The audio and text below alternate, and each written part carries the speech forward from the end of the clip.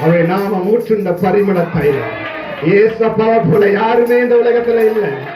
அவரை போல நம்மை நேசிக்க ஒருவருமே இல்லை. இது ஜாதி, மதம், இனம் எல்லாவற்றையும் கலந்த அவருடைய உன்னதமான அன்பு. நம்மிடத்தில் வருகிற ஒருவரையும் அவர் புறம்பே தள்ளுவதே இல்லை.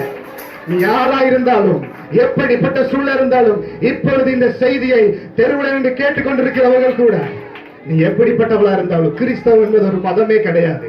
நீங்க மதம் மாற வேண்டிய அவசியமே கிடையாது. தேவனுடைய அன்பை நாங்கள் பிரசங்கிக்கிறோம். சிலுவையில் அறையப்பட்ட இயேசு கிறிஸ்துவின் அன்பை பிரசங்கிக்கிறோம். அவர் மகிமையின் தேவனாய் இருந்தும், அவர் அனாதி தேவனாய் இருந்தும், ஒருவரும் காணக்கூடாதவரான வாசம் பண்ணின தேவனாய் இருந்தும், சாவாமை உள்ளவராய் இருந்தும், எனக்காக, உங்களுக்காக, நம்முடைய பாவங்களுக்காக, நம்முடைய அக்கிரமங்களுக்காக அவர் தம்மை தாமே தாழ்த்தி ஒரு மனுஷனுடைய சாயலால் அடிமை நிறுவனம் எடுத்து இந்த உலகத்துக்கு தம்மை தாழ்த்தி வந்தார்.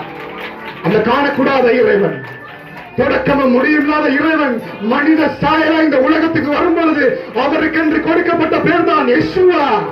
இயேசு என்கிற நாமம். இயேசு என்றால் கர்த்தர் ரட்சிக்கிறார் என்ற அர்த்தம். யெஷுவா என்றால் யாவே சேவ்ஸ், தேவன் ரட்சிக்கிறார். ஹல்லேலூயா.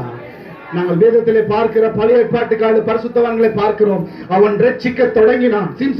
சிம்சோனை குறித்து சொல்லும் பொழுது அவன் ரட்சிக்க தொடங்கினான். ஒவ்வொருத்தரை குறித்து சொல்லும் பொழுது ரட்சிக்க தொடங்கினான் தான் இருக்கும். ஆனா தொடங்கினவங்க யாரும் முடிக்கல. ஆனா இயேசு கிறிஸ்து மட்டும்தான் சிலுவையில் முடிந்தது, எல்லாம் முடிந்தது. முடிந்தது என்று நம்முடைய ரட்சிப்புக்கான முடிவை கொண்டு வந்தார். ஹல்லேலூயா. நாம் ரட்சிக்கப்பட வேற எதுவும் செய்ய வேண்டிய அவசியமே இல்லை.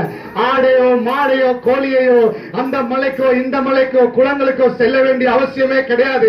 ஒன்றே ஒன்று, நீ இருக்கிற இடத்துல உன் பாவத்தை உணர்ந்து, ஆண்டவரே நான் பாவியான மனுஷன், என்னை இரக்கமாய் இரும் என்று சொல்லி அவரை விசுவாசிக்கும் பொழுது, கர்த்தராகிய இயேசு கிறிஸ்துவை மரித்தோர் எழுப்பினவரை விசுவாசிக்கும் பொழுது, நாமத்தில் விசுவாசமாய் வைக்கும் பொழுது, இருதயத்திலே விசுவாசித்து நாவிலே அறிக்கப்படும் பொழுது அந்த இடத்திலே ரட்சிப்பு உண்டாகிறது.